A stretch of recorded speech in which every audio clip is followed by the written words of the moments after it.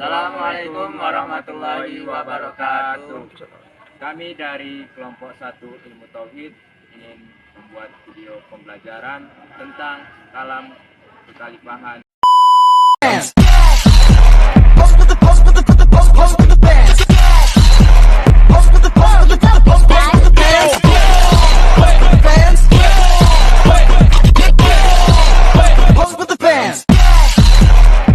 Konteks teologi Islam, manusia memikul dua fungsi, yaitu sebagai khalifah dan sebagai hamba Allah Subhanahu wa taala. Sebagai khalifah yang sudah difirmankan dalam Al-Qur'an surat Al-Baqarah ayat 30 yang berbunyi wa id qala rabbuka lil malaikati inni ja'ilun fil ardi khalifah qalu ataj'alu fiha man yufsidu fiha wa yasfiku dima wa nahnu nusabbihu bihamdika wa nuqaddisu lak qala inni a'lamu ma la ta'lamun, yang artinya bahwasanya Allah berfirman kepada para malaikat, aku akan menciptakan seorang khalifah di muka bumi ini. Lalu para malaikat menjawab, apakah engkau akan menciptakan seorang yang saling menumpahkan darah, seorang yang saling berselisihan?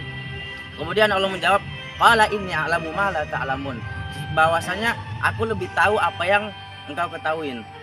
Nah, dalam konsep tersebut manusia memiliki dua peran, yaitu sebagai khalifah dan sebagai hambanya Allah Subhanahu wa taala. Nah, bagaimana cara menjadi seorang khalifah yang baik adalah sesuai dengan Al-Qur'an dan sunnah yang sudah diterapkan, yang sudah diajarkan oleh baginda Nabi Muhammad SAW. Kita masuk kepada subbab pertama, manusia di dalam Al-Quran. Ada 4 lafaz yang digunakan Al-Quran yang menunjukkan kepada manusia. Yang pertama Al-Insan, yang kedua Al-Bashar, yang ketiga Al-Nas, yang keempat Bani Adam. Pertama, Al-Insan. Di dalam Al-Quran, kata Al-Insan ditemukan tersebar sebanyak 65 kali dengan 3 kategori. Yang pertama dihubungkan dengan keistimewaan khalifah atau pemikul amanah. Yang kedua dihubungkan dengan predisposisi negatif diri manusia.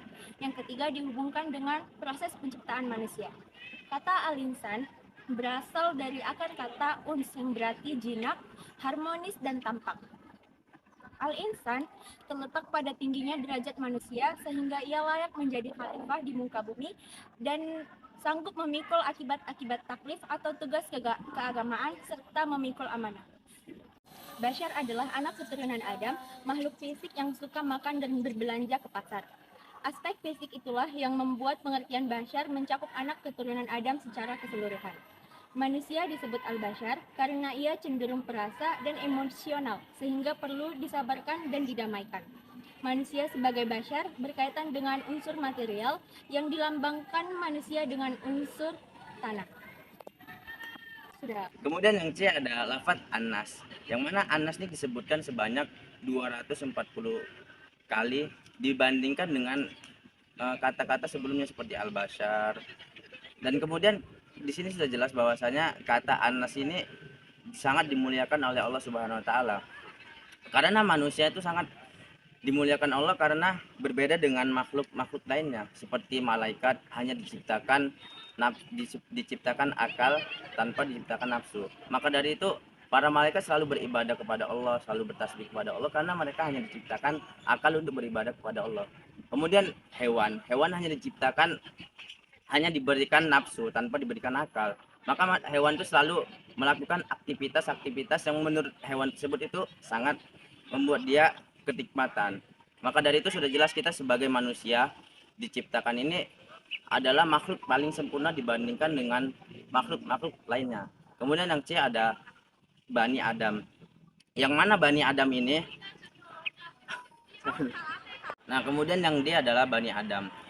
Dalam kata Bani Adam sudah jelas bahwasanya Bani Adam ini adalah keturunan dari terdahulu, Nabi-Nabi Adam terdahulu. Jadi semua makhluk yang terlahir di muka bumi ini adalah hasil dari keturunan Bani Adam. Mau itu dari orang Nasrani, orang Yahudi, orang Israel sekaligus, orang kafir, orang Muslim, itu terlahir dari Bani Adam. Maka di semua dunia ini ada dari pelosok kampung, pelosok desa, pelosok manapun pasti ada pemimpinnya. Karena setiap manusia itu berhak menjadi seorang pemimpin. Dan untuk menyesuaikan diri sendiri itu tergantung kepada manusia tersebut. Maka kita sebagai manusia harus bisa menyesuaikan diri kita dimanapun kita berada. Maupun di dalam keluarga, dalam lingkungan apapun, pasti kita bisa menjadi seorang pemimpin. Karena pemimpin ini sudah dicantumkan tadi di dalam Al-Quran surah Al-Baqarah ayat 31 yang ada di video pertama. Itu sudah jelas bahwasanya manusia itu diciptakan ke muka bumi ini untuk menjadi seorang khalifah. Tetapi bukan semua khalifah itu yang terlahir di muka bumi itu yang terlahir di muka bumi ini seorang khalifah.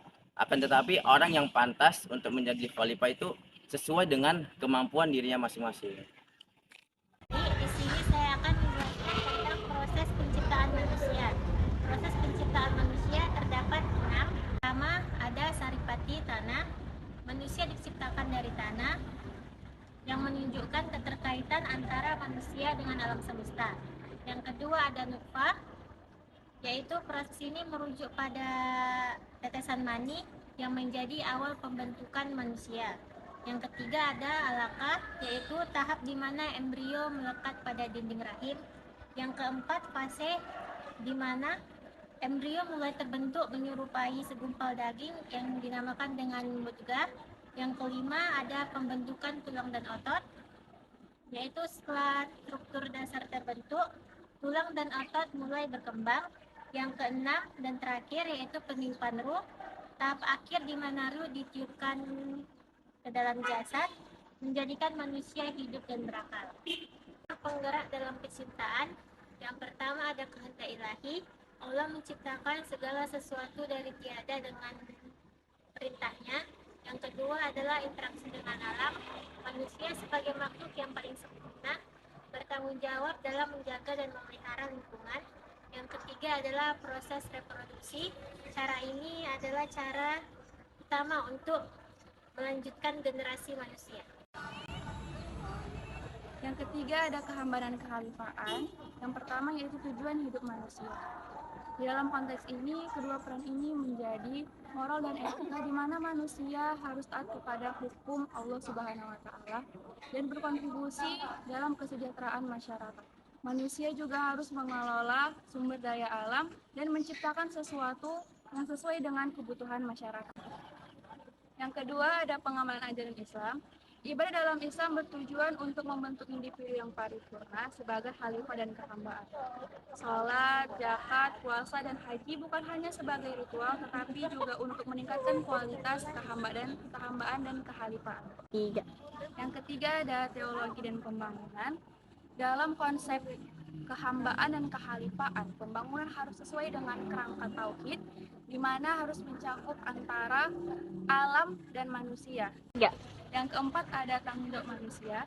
Manusia sebagai khalifah di bumi berwenang untuk memanfaatkan sumber daya alam yang ada di bumi dan juga menjaga kelestarian alam sebagaimana telah menjadi amanah dari Allah Subhanahu wa taala dan harus dipertanggungjawabkan.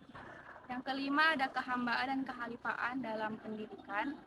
Dalam konteks ini, generasi muda harus memahami peran mereka sebagai pemimpin atau khalifah dan juga sebagai hamba Allah Subhanahu wa taala. Yang keempat ada kekhalifahan dan kalam ekonomi. Kekhalifahan dalam Islam yaitu sistem pemerintahan yang dipimpin oleh khalifah yang dianggap sebagai penerus Nabi Muhammad SAW. Yang dimana dalam Islam ada 4 kekhalifahan yang terkenal.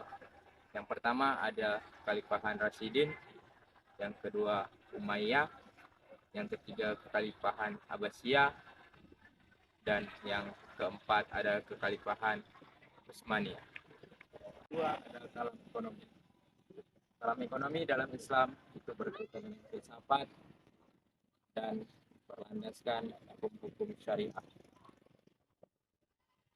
Dalam ekonomi menitik beratkan 4 hal, yaitu yang pertama kepemilikan, yang kedua larangan riba, yang ketiga ada perdagangan yang adil dan etnis, yang keempat ada keadilan distributif.